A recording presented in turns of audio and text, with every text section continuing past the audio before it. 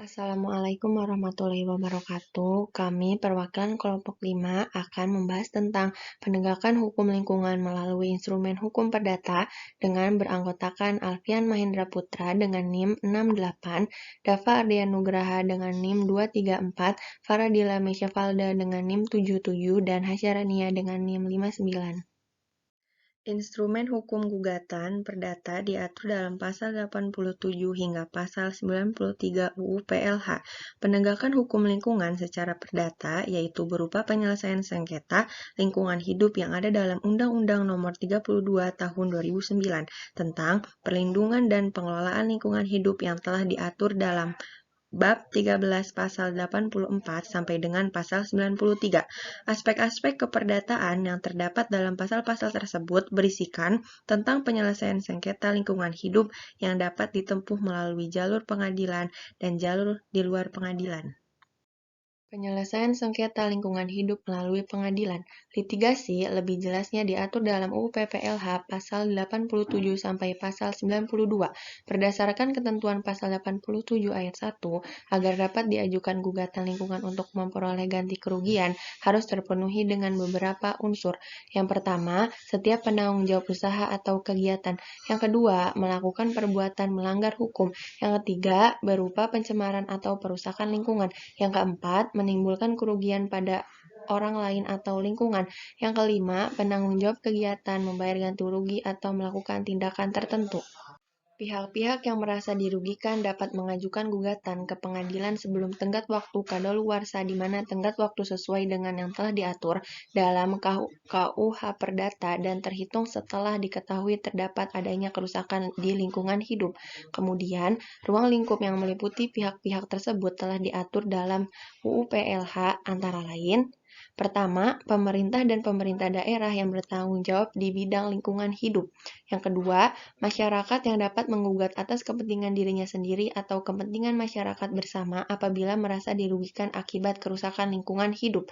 Yang ketiga, organisasi lingkungan hidup seperti WALHI, AISEL, dan lainnya dapat mengajukan gugatan untuk kepentingan pelestarian fungsi lingkungan hidup.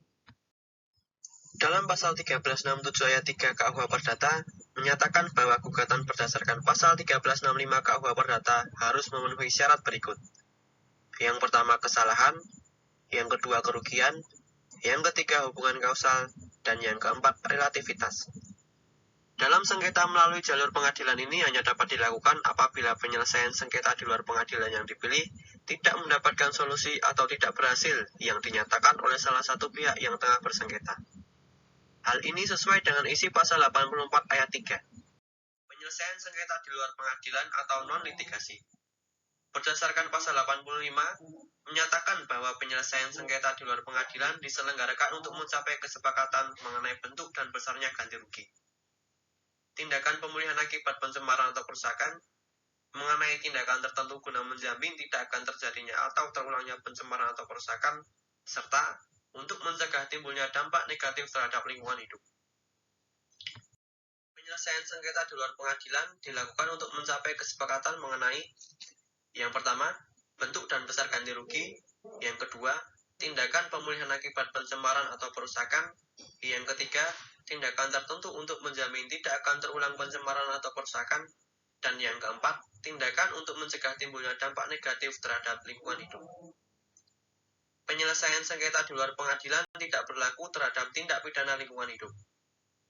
Dalam penyelesaian sengketa lingkungan hidup di luar pengadilan, dapat menggunakan jasa mediator atau arbiter untuk membantu menyelesaikan sengketa tersebut.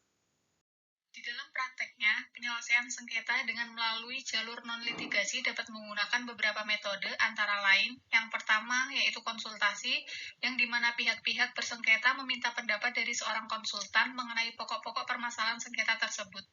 Kedua, negosiasi atau juga perundingan yang merupakan salah satu cara non-litigasi yang tanpa melibatkan pihak ketiga. Para pihak dapat mengajukan usulan-usulan dalam mencari solusi demi menyelesaikan sengketa. Ketiga, arbitrase. Arbitrase merupakan cara penyelesaian sengketa yang dilakukan oleh para pihak yang bersengketa dengan cara membuat perjanjian arbitrase yang dilakukan secara tertulis. Dalam hal perjanjian arbitrase, para pihak dibantu oleh pihak ketiga yang disebut arbiter, yang ditunjuk oleh pengadilan negeri atau lembaga arbitrase, yang juga dapat dipilih oleh para pihak yang bersengketa. Keempat, konsiliasi. Metode ini menggunakan pihak ketiga yang disebut konsiliator, yang tugasnya sebagai penengah. Konsiliator ini akan membantu mencari jalan keluar dalam permasalahan sengketa yang dihadapi.